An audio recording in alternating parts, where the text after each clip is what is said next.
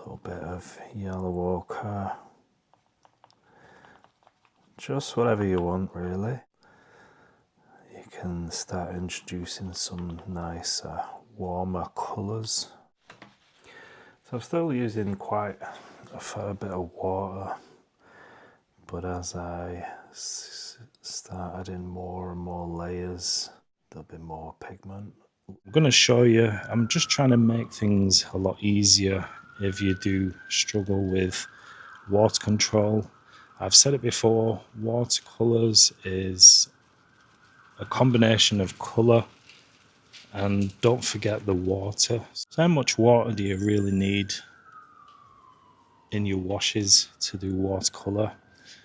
I think sometimes it's a lot about control, and I'm going to show you some of the simple ways in which you can achieve those effects. I just think that watercolour is unique in painting. In all the mediums, it's really an interesting medium, and once you get the grips of how much water to use, it can really give you some really nice effects. So let's crack on to the video, and I'll be showing you some of the things that I do to create those really nice effects using water in watercolour. Now, first things first, what you do need is some large brushes. So in my opinion, it just stops you from messing too much with detail. And so these brushes that you can see here, my hair brushes and mop brushes, they do hold plenty of water. You can see very soft bristle brushes. I think the hair brushes are natural goat hair. And this is a drip test. I'm just showing you how much water these brushes do hold. So if you don't have any hair brushes, then I would recommend getting hold of some. They're quite inexpensive, and they're just a really nice brush to get your first washes in particular. So if you want to do a sky and just a foreground, something like that, it's a perfect way of starting. And then you've got the mop brushes. This is the sort of large squirrel mop, so this is natural hair again, and you can pay whatever for these brushes, but they're really worth investing, and these do hold plenty of water as well. I think I paid £5 or £6 UK pounds for this squirrel mop brush. I've got two different sizes. This is the larger of the two, and then I've got a smaller mop brush, which is just really nice brushes. They do hold plenty of water, and so they're really nice to use as well. So you can start off, you can wet the paper. I know a lot of people do that. I am a fan of doing that as well. So it just shows you how much water is on the paper. So you can see the sheen on the paper, so you can see how wet, just how much water is on the paper, and this just gives you a nice coverage. It softens the colours, and if you added more than one colour in the sky, it'll allow some nice blending to happen. So that's why I like to do this.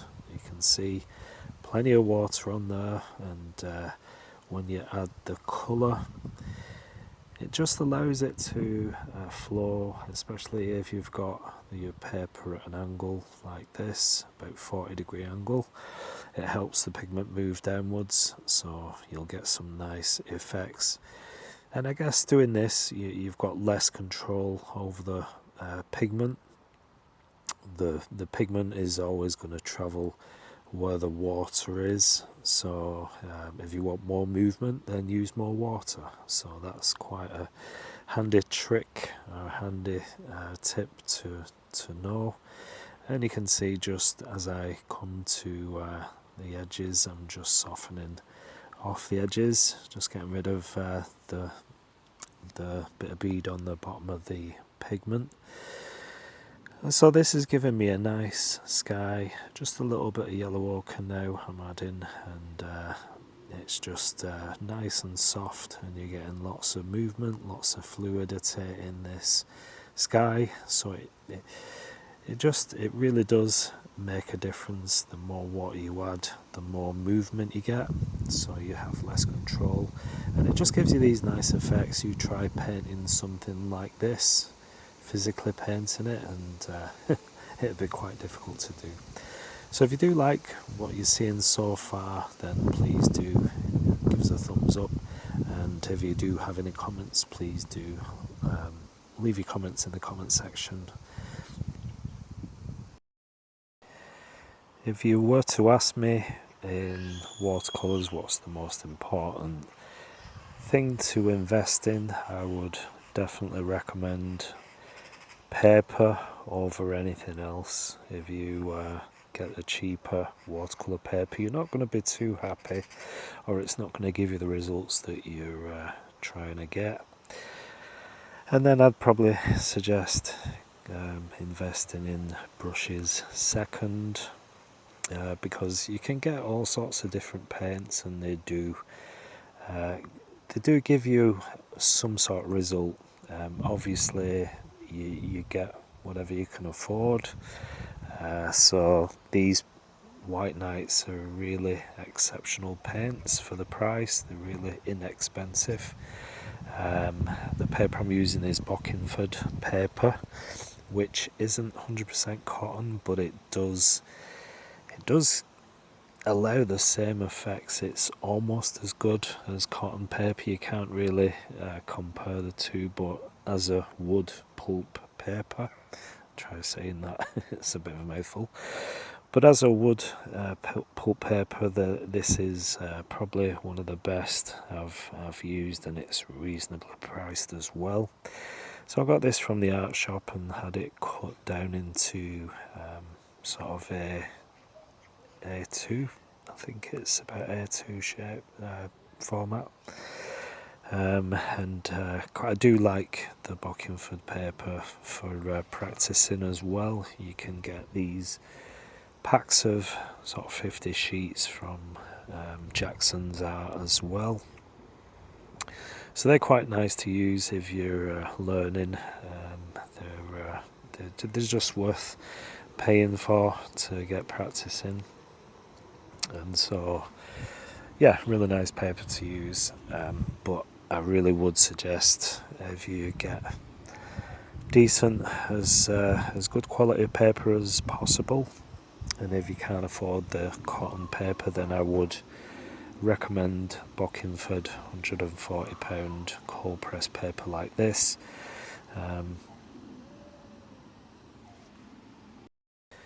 You may be able to hear some background noise. I am in the garden, so I do apologise if there's any distraction.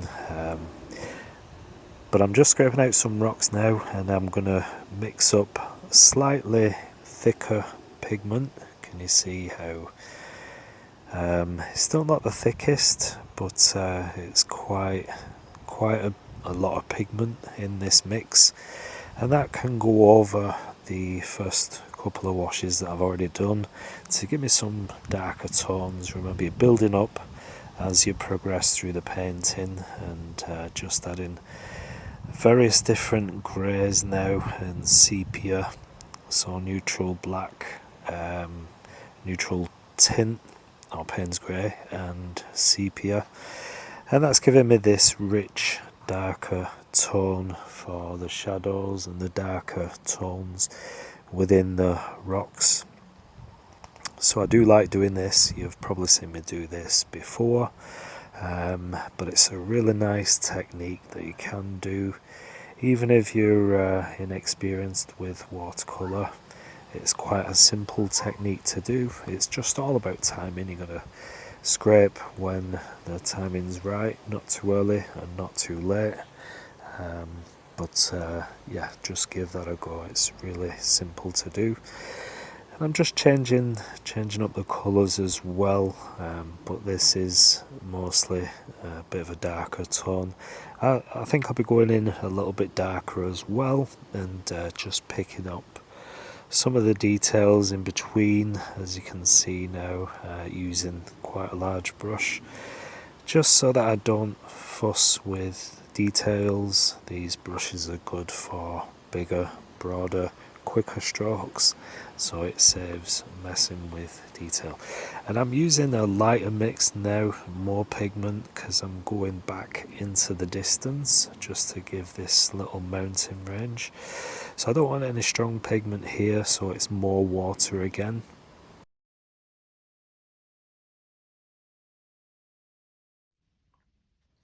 So we've done our first couple of washes, and now we can start adding more pigment. So we've had plenty of water so far, give us that sort of background and backdrop, and now the more we progress through the painting, we can start just using a little less water. One of the things that's quite important to remember is watercolour is transparent, so you want to get the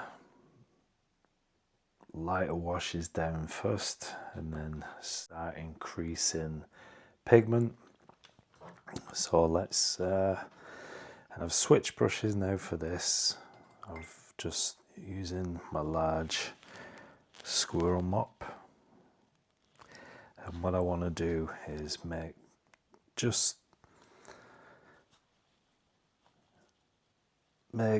a nice generous puddle. And I'm just going to make a darker colour for my next wash. So just grabbing a few different colours. It don't really matter what sort of colours, I just want something a little bit darker. You can see how I'm getting that tone, a little bit of yellow ochre, just whatever you want really. You can start introducing some nicer, warmer colours, bit of red, let's add a little bit of that carmine. Just as you're coming forward, you can start adding more saturated colours. So that's quite a nice colour. It's quite a nice colour. Let's a bit more of the grey. So yeah, so we can go quite dark in the foreground. Those rich sort of colours. It's quite nice. And I'm going around the highlighted rocks, some areas. You can leave little bits. Can you see how that's working? So I'm still using quite a fair bit of water, but as I start adding more and more layers, there'll be more pigment to less water. You can really start pushing those colours and tones. So in the first or second, up to the second, even you could do 3 washes. Don't be shy with the water. You want to use plenty of water, and then lots of water and you're painting with bigger brushes. You're allowing the watercolour to really sort of do its magic. So don't be scared of that. That really is one of the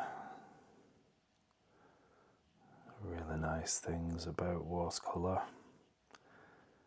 So I'm just going, like on this side, I'm just going in between the rocks. leaving a few little pockets of light and just little shapes.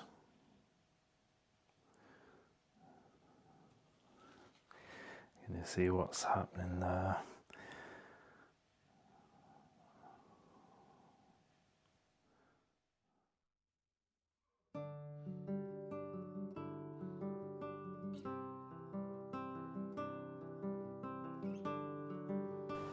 I really enjoy doing this part, just filling in some of the darker details. It just helps things to really pop.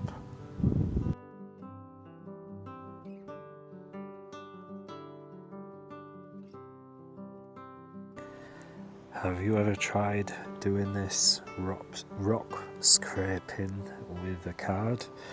Is it a technique that you normally use?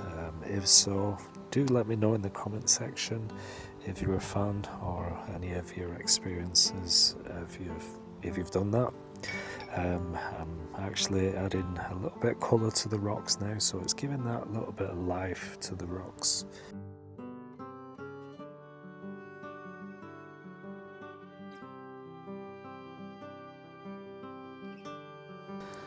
So watercolours usually very fast and you want to move quite quick, but this is where you can slow things down and really enjoy picking details and just filling in little gaps.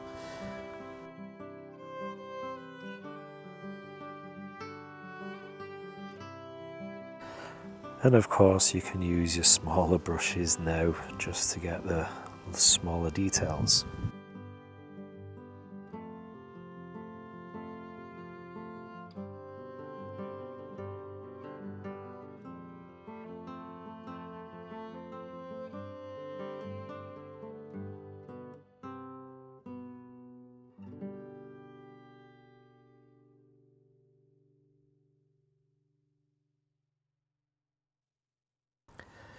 So what I'm doing here with the rocks, I'm just adding a little bit of a shadow sort of tone, and then usually chasing it with a little bit of clean water just to smooth that out, just to give a little bit of a transition.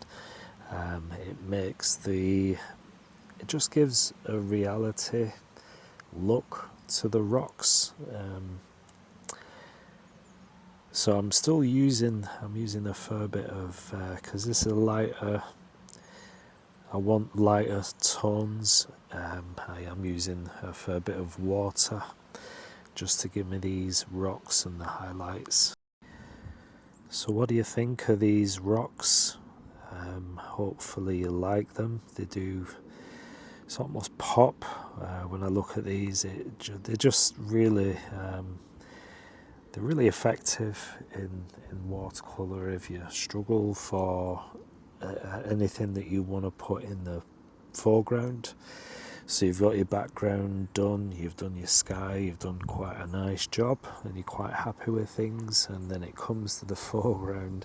Sometimes it can be difficult to find something that's going to fit, or something that you can do that's not going to spoil the look of the painting.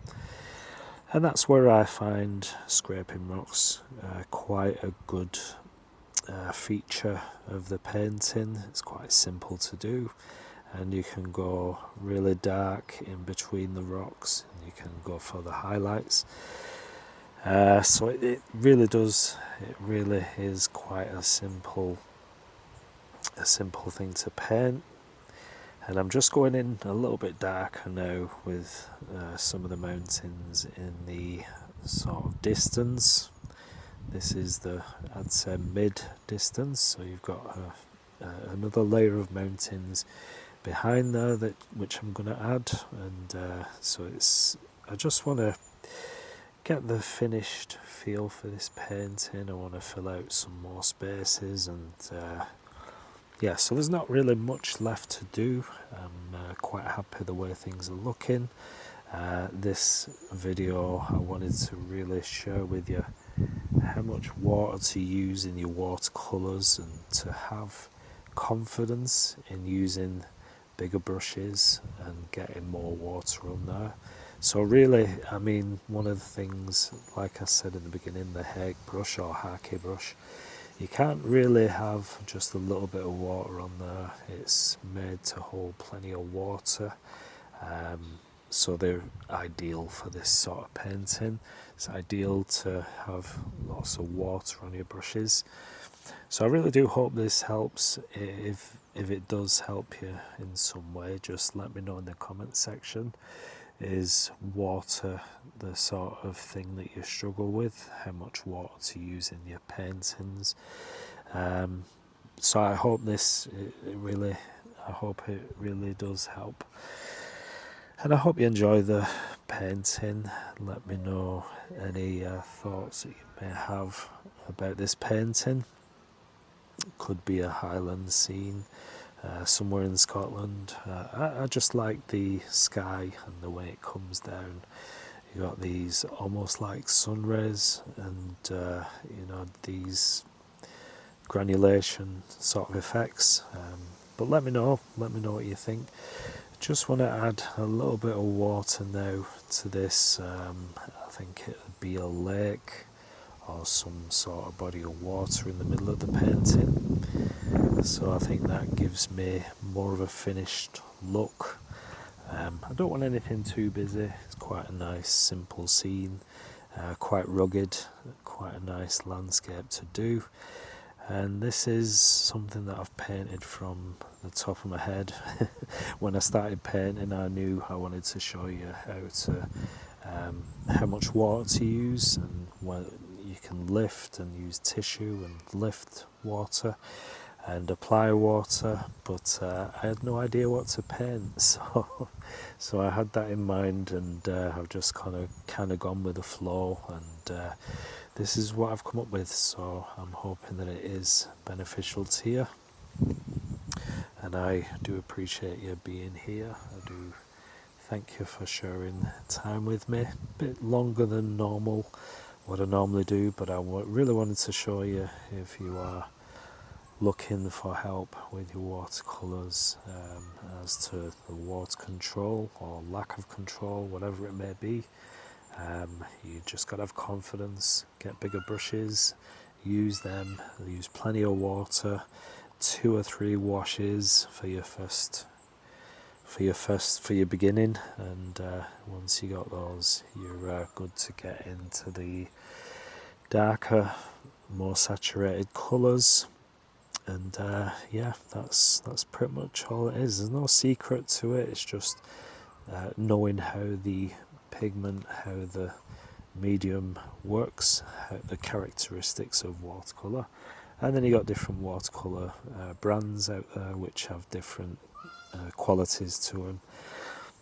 But these, if you can get white nights, these are really nice, less expensive paints, but they're a professional quality, so I do recommend these as well. So like I said before, I just want to re-emphasize, if you're looking for materials and you're not sure of what to get, paper is the most important part, the most important thing that you can use. So it does pay to spend a little bit more on paper. If you can afford cotton, then go for it. But if you can't, then I do suggest Bockingford paper is very, very good quality.